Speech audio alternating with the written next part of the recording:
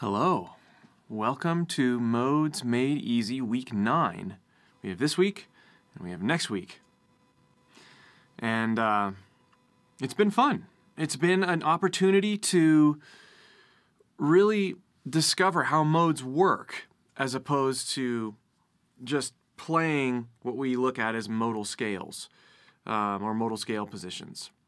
And between this series and the last series, you've not only, in the last series being Fretboard Roadmap, you've not only got the opportunity to learn how to navigate the neck using 300-string scales, but now hopefully you are much more in tune with what makes each mode unique in terms of sound quality. And we'll be reviewing some more of that today. The primary thing we're working on today is the last, well, really two transitions of our master track. And then next week we talk a little bit more about blues and how blues is very modal in and of itself. So we're going to do the last two transitions today. Before we do that, I got some messages of people, from people who wanted to, let me find it. They had some chord progressions. They couldn't view live, but they had some chord progressions they wanted to go through, and I said that I would go ahead and address those. So here they are. Clean up my tone just a little bit here.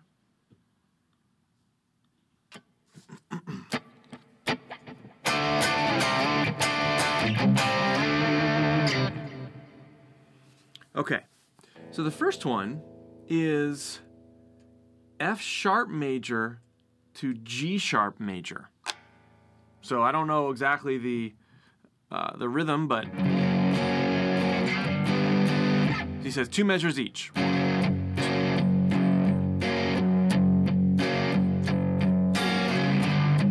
Oh, G sharp major, sorry, 1. Oh no, to G major, F sharp to G major. That is right. To G. Well, let's look at our key transposition chart. Are there any is there any set of major chords that are a half step apart, both major? Let's look. Well, we've got the only two major chords that are together are off of the 4 and the 5. And we know from major scale harmony that we don't have this. This doesn't exist. Two major chords exist together, the 4 and the 5, or it could be any number depending on what mode you're in, right? But if we're looking at straight major scale harmony, we have a whole step between the two major chords. So this right here wouldn't really fit into any sort of modal thing. I doubt this is the whole chord progression, though. I'd be interested to know where it went.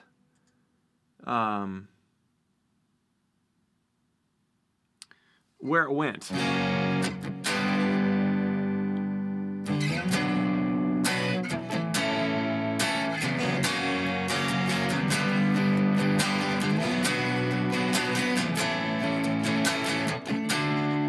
My guess is that, you can hear me sort of, I'm doing here, I'm pretending that there's more to the chord progression, because this would work. It still would use some accidentals, but it would give you more context. F sharp major to G major to B minor. Essentially what we're doing is we're claiming D as our tonal center.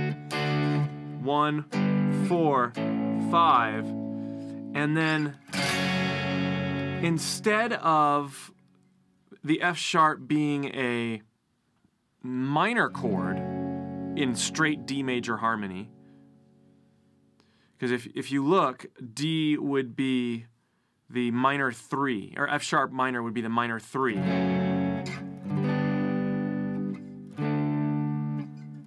And then we have B minor, which is the minor 6. So if you did it like this, minor 3, 4, 6, 5, 1. But you could very easily just decide that this sounds cool. You know, they did stuff like this. Da, da, da.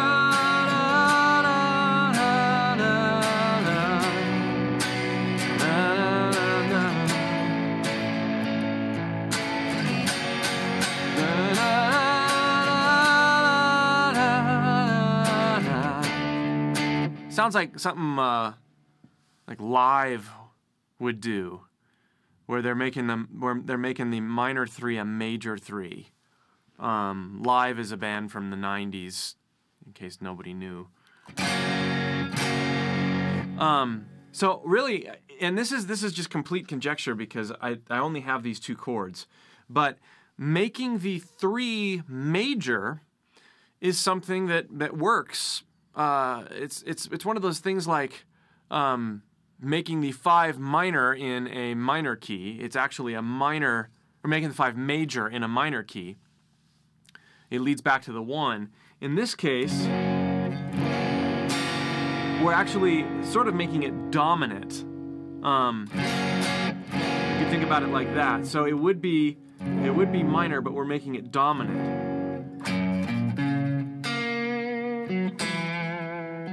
In this case, what you'd think about doing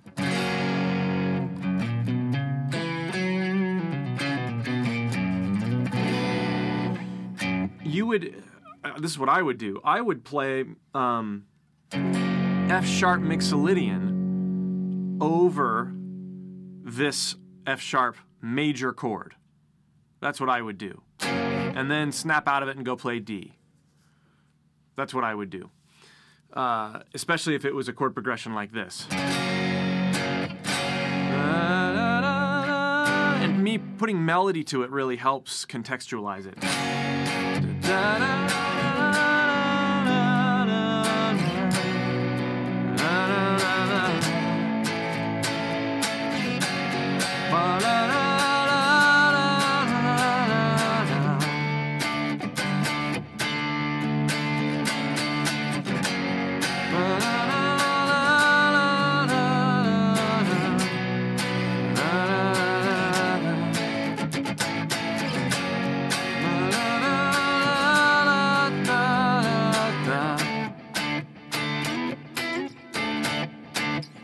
So there we go. Any comments or questions?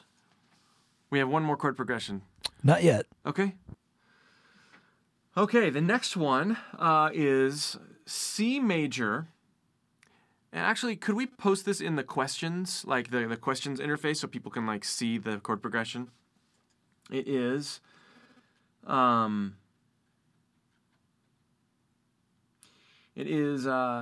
E minor to D minor to G7 to C major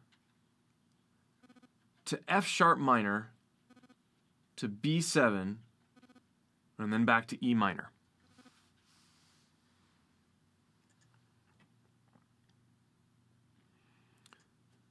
So yeah, interesting.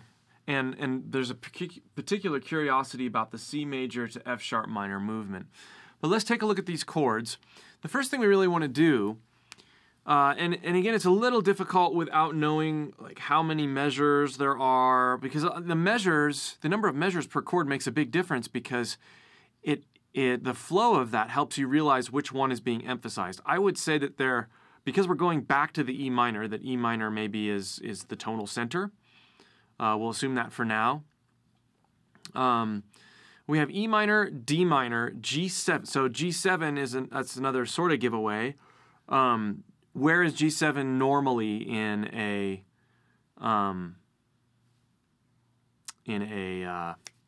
progression? It's the 5 chord, right?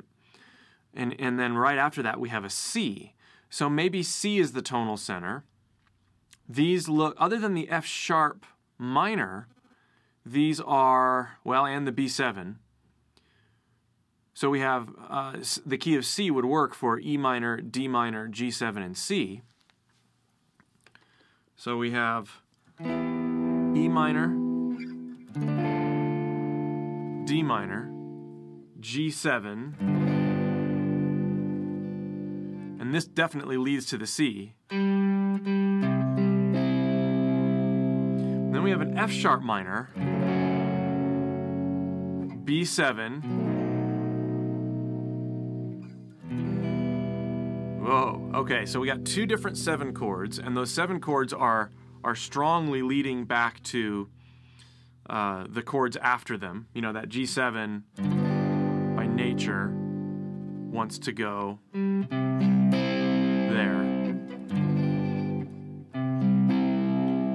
And then the B7 wants to go to the E minor. But then we have the E minor starting out.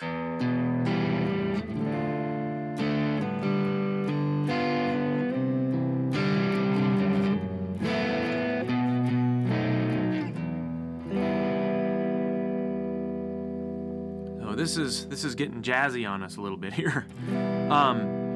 What I would do is I would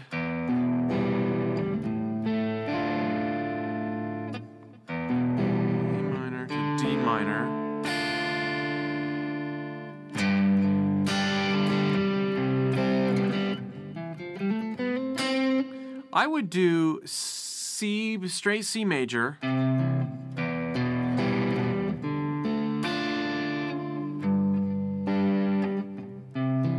I would think straight C major over the first 4 chords. And then I would think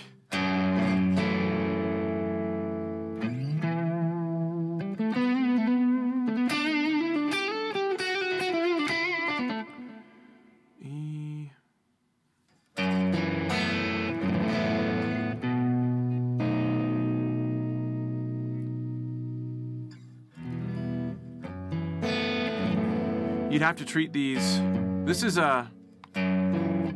it's sort of like a 2-5-1, except for we're landing on a minor 1. And this is awfully strange. Because what I would think here is we've got 2 and 2-5-1s, it would be easy to say, okay, play E major. You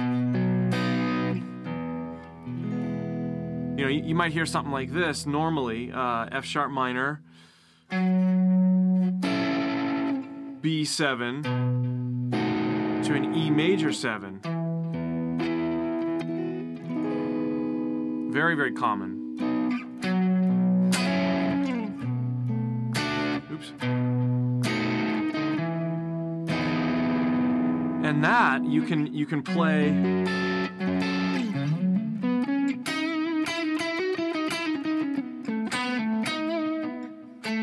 Dorian over the F sharp minor, so it'd be E Dorian over the F sharp minor, and then you could continue playing, let's see, no, sorry, that'd be F sharp Dorian. You could be playing F sharp Dorian over the F sharp minor, and then B Mixolydian.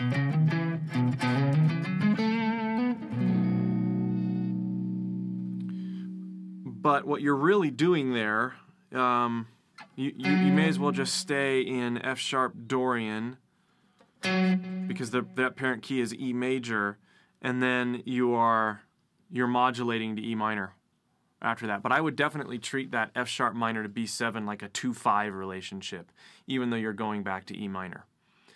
So essentially what we have here is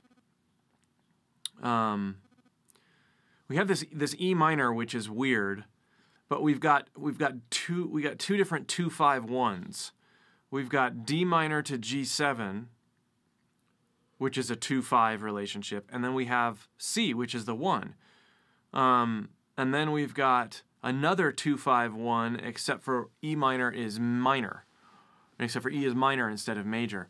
So probably the best way to look at it would be to look at it as 2 different 2-5-1s, but then instead of so your first one is a 2-5-1 in the key of C, Or you could look at it, I would look at it as D Dorian, probably, in terms of how I would tonal center things. And then the last one, I would look at it as F sharp Dorian, and then straight E minor. Or harmonic minor might work there as well. So, good one. Any comments or questions before we visit our track? No questions. Okay. So, past couple weeks, we have been working through this track, and there's a lot of modal possibilities. They're much simpler than the one we just did. Let's go from the very beginning, and let's talk and play a little bit, and just review a little bit what we've been doing. It starts out... So we decided that first part was ambiguous in terms of modes. It had no third, but it had the flat 7. So we could play Dorian or Mixolydian, and then the chord progression after this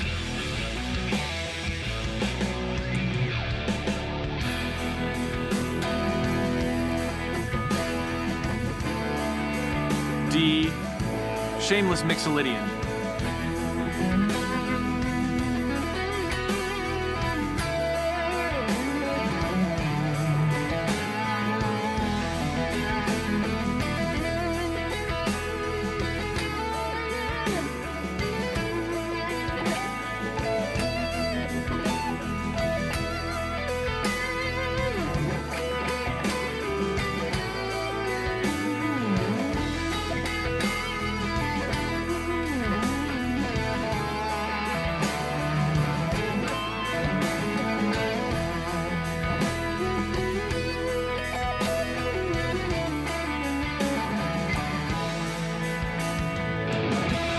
Here we decided that Mixolydian will work over that chord.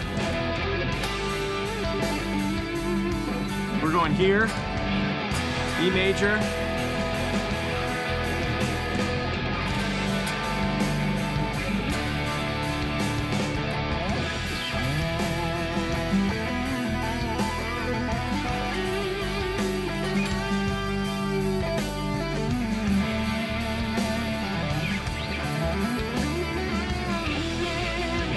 so there we decided that we had this major.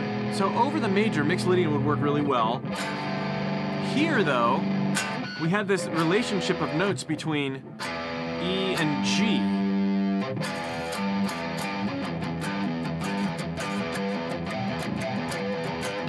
Between E and G, and when we're doing this, it doesn't really fit with E Mixolydian because G is the minor third of E. And so we decided that once we transitioned to this chord and this chord, it sounded really great to use Dorian. But because of this E major, we actually found out we could use Dorian a little bit there, but we had to be discerning because we were coming from resting on E major. So we had this blur of the major and minor third over this. And I'll illustrate that a little bit more as we play through the track more. And that's as far as we've gotten. Then we have another transition here. And then we have another transition. So we need to decide what modally is going on there as well. So let's take it from the top. I'll outline the chord progressions, and then I'll do a little bit of improvising, and then we'll play all the way up until we get to this next transition.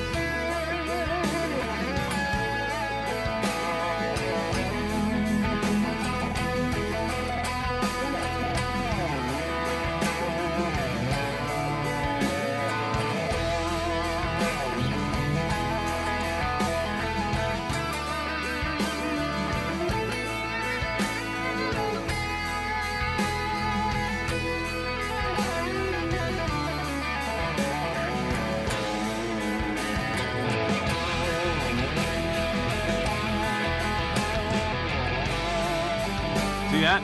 How the minor third works so much better there?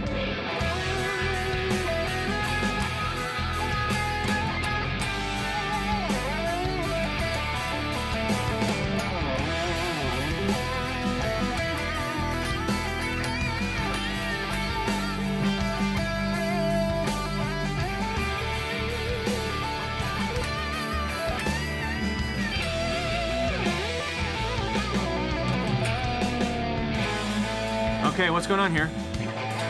A major.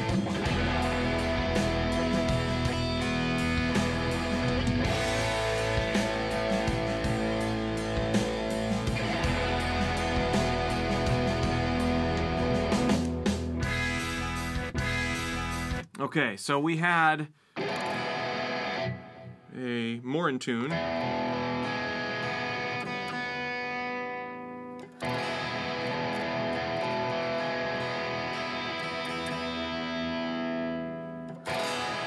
Okay, so we had E major, or we had A kind of come in there. We're clearly going back to E. We have A major. Okay, where do we have in our, assuming E is the tonal center, because we clearly rest on E, where is A major present if E is the tonal center? Let's go back to our key transposition table. Okay, we're looking for an A major that is not the 1. So we have an A major in the key of D, but E is minor. So we would be saying that it would be minor, and that would be E Dorian, which we've already been to. This is not it. Okay, let's look for E major on a 1. Where we have an A major. It's a fourth apart. Okay, so it looks like it's straight major harmony there. Because if we go down to the key of E and we go to the 4 chord, there's A, and it's major.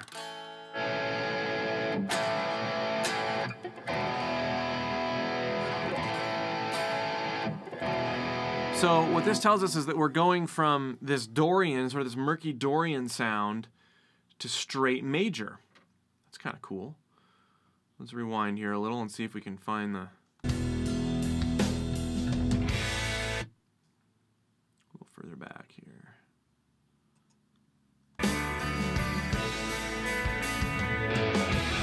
Oh, a little too far.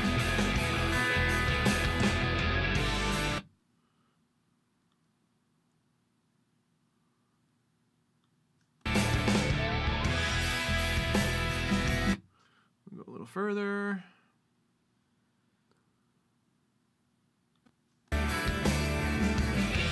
Here we go. So we already knew that was kind of Dorian.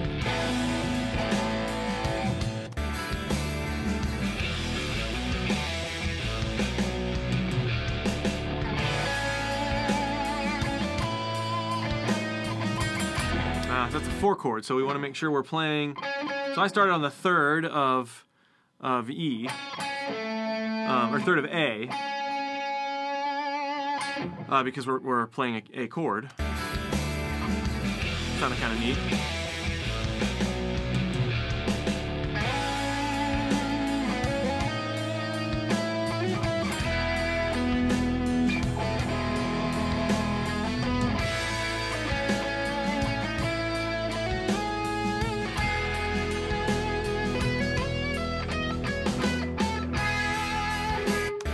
Straight major. Let's try playing straight E major.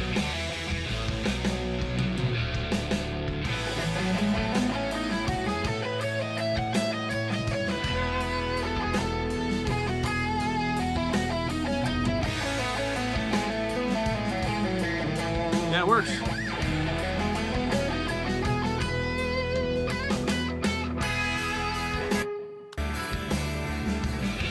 It's interesting because we lay on that A for so long. We could almost think about that as A Lydian.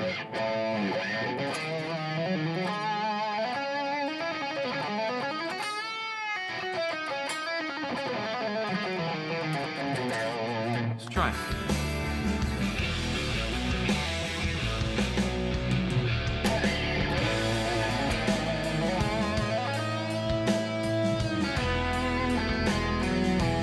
like that.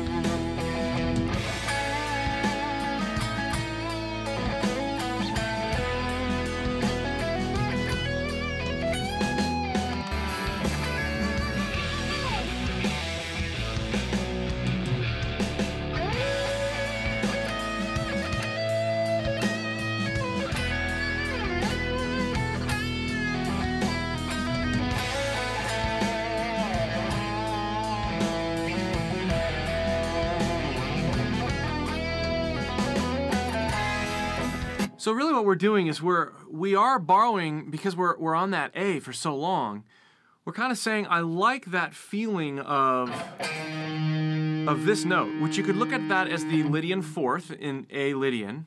Remember, it's the same parent key over that. If that helps you, you could look at this as A Lydian over the A chord, which is also the seventh of E major.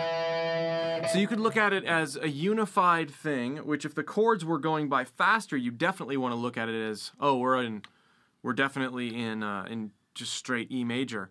But here we've got this big, this long A chord that there's opportunity to think about this modally there. And there's no wrong answer, but by doing that, you tie your ear into those key tones and make things a little bit more interesting. Remember, Lydian is that sharp 4 major 7 relationship. And so if we look at this, that note, we've got those two notes. It sounds really neat to emphasize those.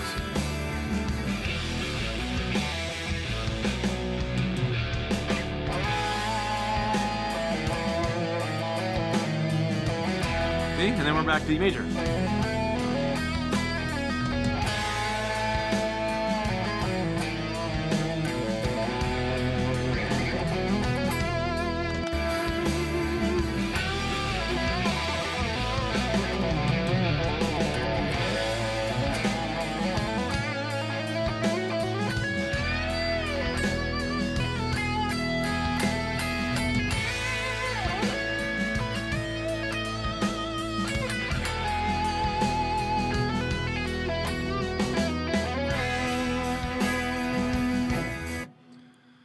Kind of cool. Let's try it again.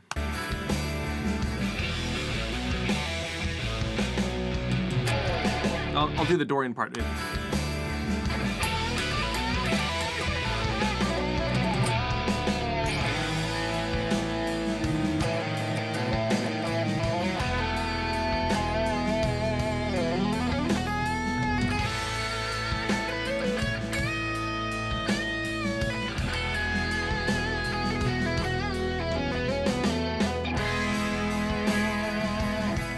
It's about emphasizing that seventh, that E, the seventh of E, which would be D sharp, or in this case, because we're hanging on that A so long, we're exploiting that Lydian relationship there. And it sounds really, really nice.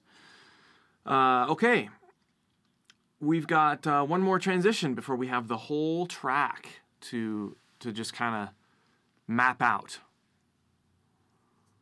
Any questions or comments? We had a question about if you could try pentatonic minor on that progression, but I'm not really sure what progression the person was talking about because we've switched around to about 3 or 4 of them now. Okay. So you could pick one. Well, pentatonic minor would work really well over that little transitional piece. That is about the only, and then you could use pentatonic minor during the Dorian section as well. As long as you kept in mind that E major 1 chord. So I will, actually we can circle back and do that. That'd be fine. Pentatonic minor. Well, here, let's go over the last transition. And then I will keep that in mind. So we've got Dorian minor.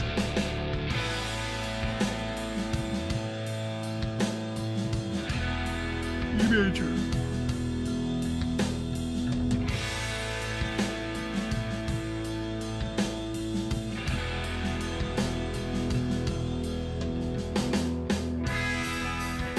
Okay, let's listen. Ah.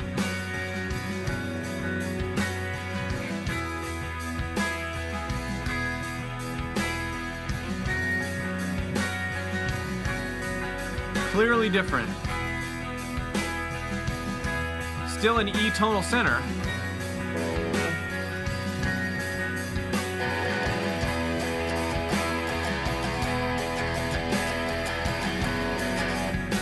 Another chord in there. What is that chord? Okay, let's listen again. In context here.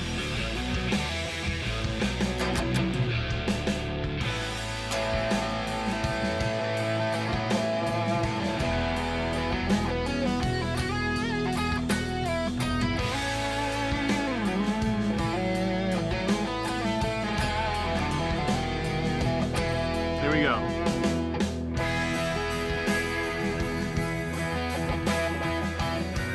Goes up. Ah, major, minor. It's major.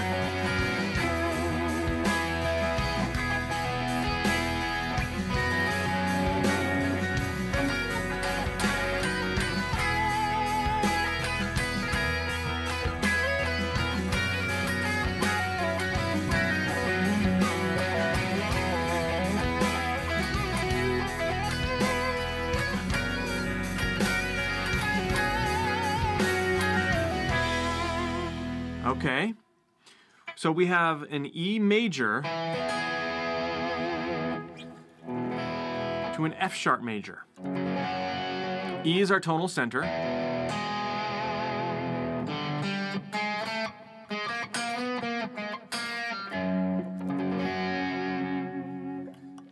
What could it be? Let's go to the key transposition table. We have an E and an F sharp, both major.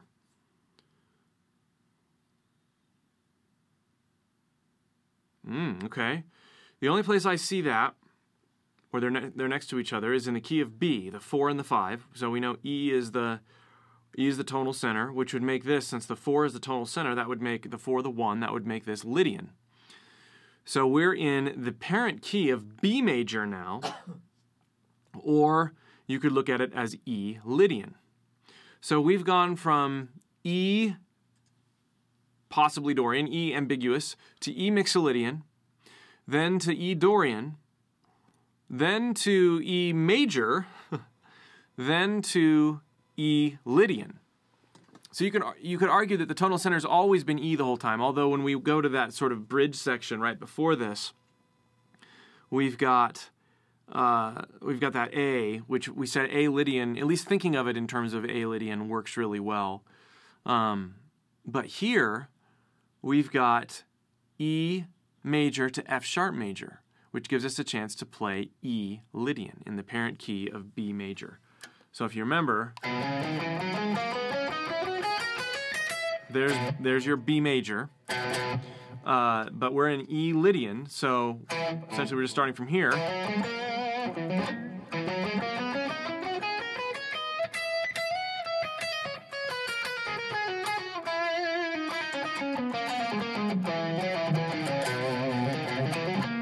Basically what we're doing is we're taking all the 3 on a string positions and we're playing them in the key of B to give us our map, and then we're emphasizing those key tones within the context of E Lydian. And in this case it would be the 1, which would be E. It would be the sharp 4, which would be an A sharp.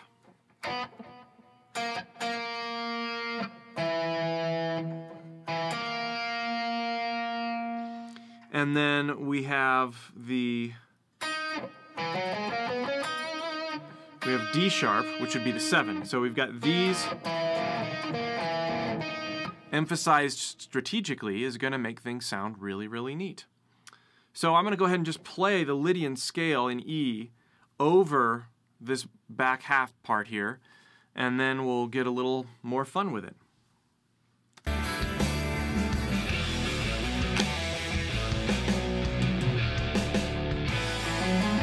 Oops. That's the wrong part. It was clearly not E Lydian there. Remember, we're in regular E major.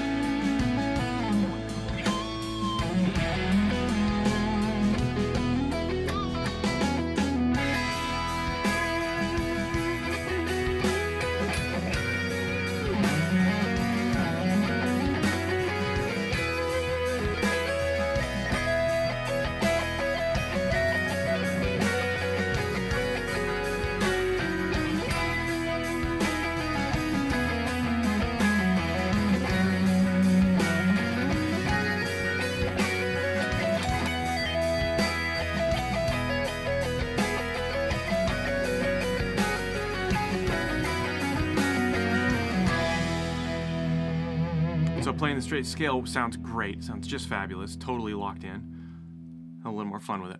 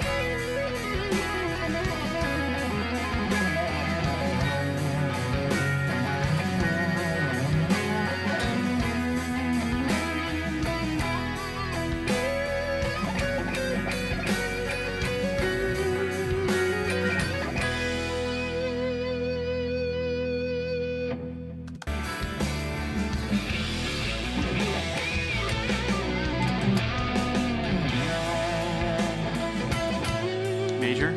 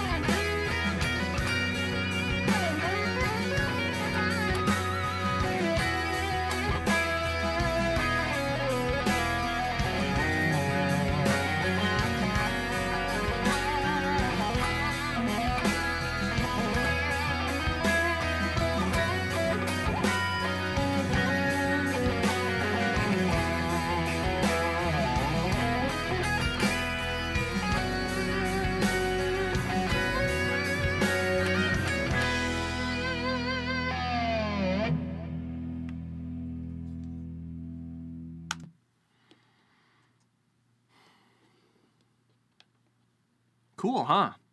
So the whole track, we start with this modally ambiguous, and then we go to clearly Mixolydian, and then we go to an opportunity to play Dorian, pretty strong opportunity to play Dorian, as long as we keep in mind that the major won. There's going to be exceptions like this all the time, as we've seen with other chord progressions that people write in about. Then we have the that transition area where we're going to A to E, A major to E major, which is clearly E major, but we have that opportunity to milk that A chord for quite a bit. And then after that, we go to we stay in the tonal center of E, but we put in an F sharp major chord, which lands us in Lydian. And so let's talk about parent keys really quick, where we know our tonal center is always E the whole time. If we start out, we have that, again, ambiguous. The transitions could be Dorian or Mixolydian. So what that means, if we go to our key transposition table again, the opportunity to play E Mixolydian would be the parent key of A. You see that? Because I found the 5. I found where E is the 5. And then the opportunity to play E Dorian would be the parent key of D. So you can play over the initial riff, you could play in the parent key of D major or the parent key of A major. Kind of cool. Either one's going to sound great. Then going straight to Mixolydian, E Mixolydian, we would be in the key of A major, the parent key of A major that whole time. And then we'll be going back and forth from D major to A major parent keys in that next section. And then to E major. So far we have 3 different parent keys to keep our tonal center. And then lastly we have E Lydian, which would mean B major. So we go from D major to A major to E major to B major. We're modulating up in fourths. Isn't that interesting? I think it's kind of cool. These are the kind of things that you can, granted that wasn't planned when this track was written, But this is why theory and modal knowledge and understanding of the major scale is so fun.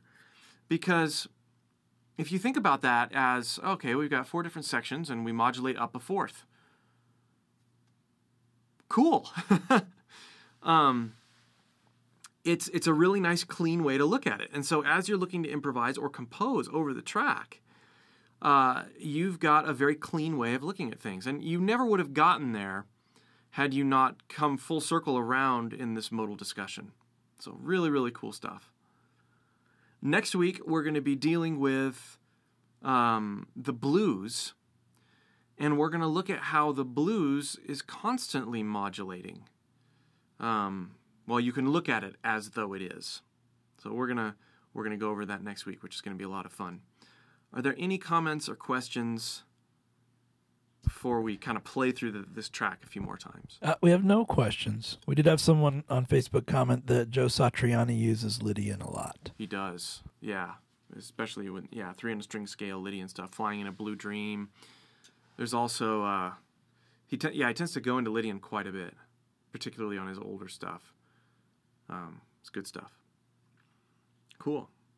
All right, well, I'm going to play through this track just a couple more times in its entirety, and try to draw the pieces together a little bit in a creative way. Try this a few times, and then we'll be done. Please post any questions or comments you may have if you'd like me to react to them or answer anything while I'm playing. This will give you guys a chance to sort of reflect on what we've talked about.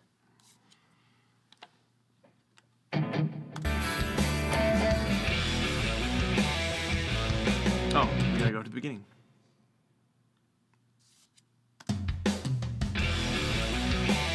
Cool.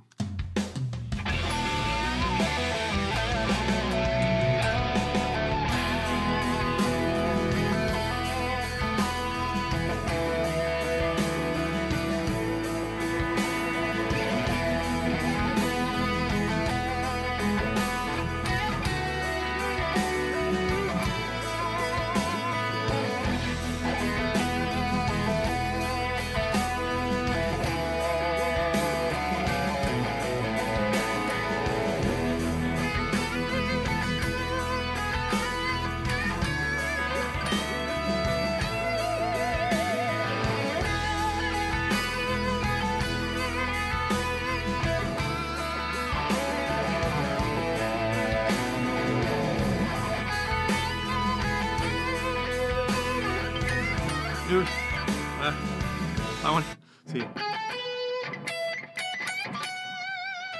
I want to do that. Let's try it again.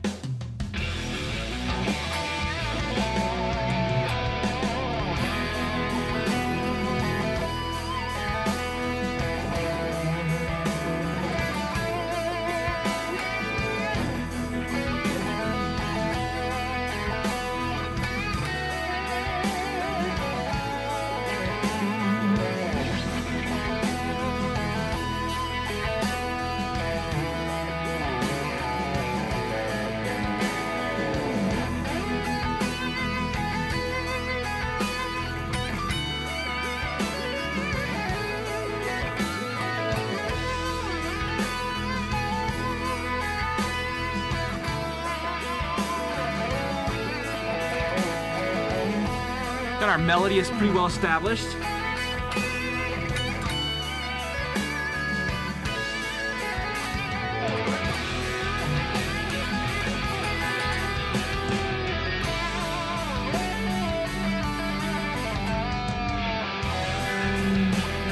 There we go.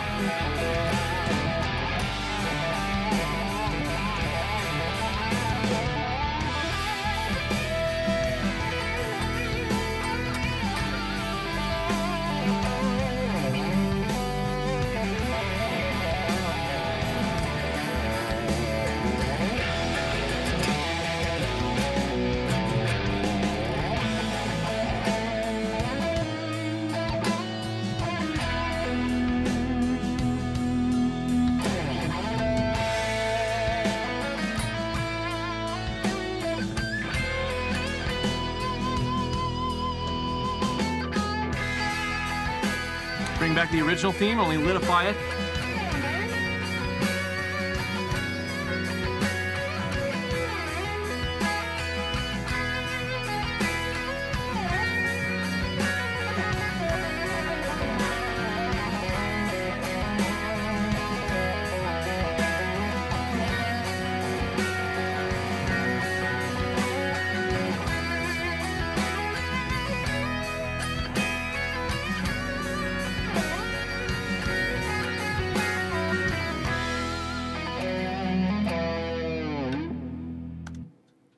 glued it together pretty well. Spent a little bit more time on it, obviously, but what was neat is to be able to develop, and this is, I think, where you kind of want to go from the stages when you're dealing with a track of, okay, let's just noodle around and do a bunch of stuff and get familiar with the positions and what feels good over the track and the key tones. And then you want to decide on what you're playing in terms of hooks and melodies. And this kept over the past couple weeks.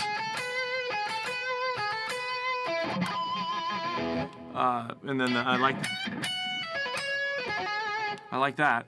Repeating the hook over and over again, it takes it out of Drillville and puts it into Songville. We have an actual melody. And then, of course, give yourself a chance to solo, which I feel like was the Dorian Mixolydian trade-off part where then that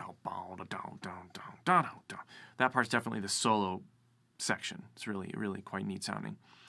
And then, of course, there's the end, which is Lydian, but you're returning to that same sort of feel that you were in the original Mixolydian section. So it's kind of neat to borrow from the hook that we came up with there and Lydianify it. And of course, you can only do this if you're familiar with the Lydian keytones. Anything pop up while I was Got playing? a few comments here I'll read. Okay. This one's from Don. I'm pretty far in over my head, but seeing if I can get better by hanging out and listening. Yeah, well, good. Well, and if you're just joining us, you've joined us in week 9. And week 9 is quite a bit more advanced than week 1. So if you're just joining us, go back to week 1, watch the archives. The other thing that you can do too is go to Fretboard Roadmap, which is sort of the precursor to this course, and it's a archive live course as well, where we talk more about specific scale patterns to play over specific tracks. And you get familiar with the sounds of the modes without having to dive into the theory of the modes, which is what we really did with Modes Made Easy. Okay, and another comment from Talos, 1975. I'm following it all and benefiting a lot, but not quite had an aha moment yet where it all becomes natural to my fingers. Still hoping. Yeah, me neither.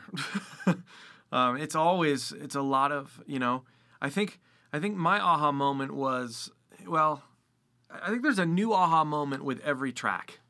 To me, that's the way it feels. Like when I start playing over backing tracks, especially, modulating backing tracks like this one, when you start to look at it and go, oh, we're modulating in fourths. To me, that was sort of an aha moment, Oh, it's not as simple as I thought, or it's not as hard as I thought it was. When you think of it that way. Yeah, you got to think about tonal centers, but ultimately you're using that as sort of a starting point, and then you're letting your ear take over and coming up with these hooks and these things that make people want to keep listening, including yourself. Because if you're just sitting there woodshedding different mode patterns the whole time, that doesn't work so well. So yeah, I would encourage you, don't be looking for the aha moment like, oh, now I'm finished. It's more like look for the aha moment in every piece of music you look for. That's sort of how I try to approach it. It's a constant learning experience. All right, another comment from Jeff Owl. Thanks also, plenty to think about before I could make a question. Yeah, no, that's fine. Great. Well, and thank you to those people who sent in chord progressions for me to look at. Those were challenging and cool. Feel free to do that again this next week. Next week is the last week for Modes Made Easy. So, and I'm not quite sure what we're doing next. We've got 2 courses ending next week, Skill of the Week and Modes Made Easy. These have been a lot of fun. But next week, the idea behind looking at blues from a modal perspective is we've gone all this way, and we haven't talked about blues that much. We're going to look at a blues track. We're going to look at the 12-bar blues specifically, and we're going to talk about what it means when you see 7th chords everywhere. Like, what does that mean from a modal perspective? It's really quite cool and quite freeing and liberating, and I'll give you a hint. Dorian and Mixolydian are everywhere.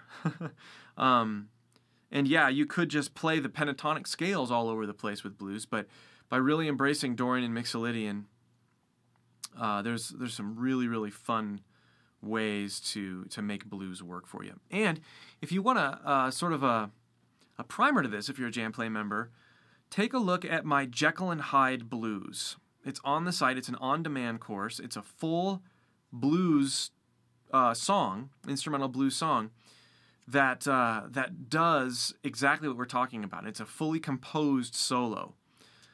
If you look at that first, you'll notice there's some similarities between the backing track we're using in that particular lesson series. It's going to give you some really practical licks to learn in the context of what we're going to be talking about next week. So whether you look at it before or you look at it afterward, definitely check out the Jekyll and Hyde Blues, because it puts some really practical compositional legs to exactly what we're going to be talking about next week. All right, guys, thank you so much. We will see you next week for the last week of Modes Made Easy, or if you're sticking around, we'll see you in an hour for Skill of the Week.